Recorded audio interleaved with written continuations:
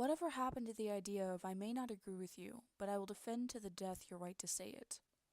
Marxists have been chipping away at what we can and cannot say for years. It started off with not saying retard or faggot. Now it's come to the point where we have to respect people's made-up pronouns, introducing words like cis and calling blacks people of color, which is hilarious because it's no different than saying colored people.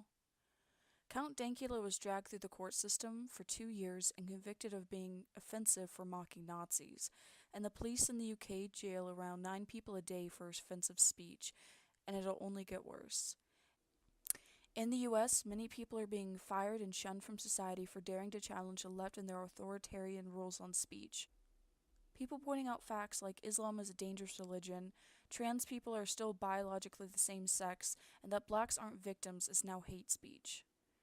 In a society where we can't say what we think, where we can't point out facts, evil seeps in. In the UK, people are being jailed and threatened by authorities for talking about Muslim rape gangs. They are trying to point out a serious issue and are not being allowed. When you can't speak out against evil, the only option is violence. Everyone talks about the US having a civil war, but I feel like the UK is more at risk than the US at this point, because they are being forced into a corner with no other options.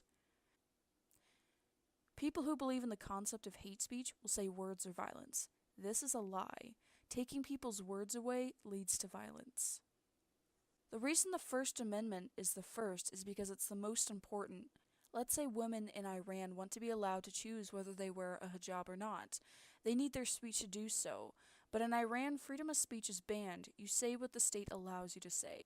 I'm worried about freedom of speech in this country right now. We have our rights on paper, but it doesn't matter if the people don't support it.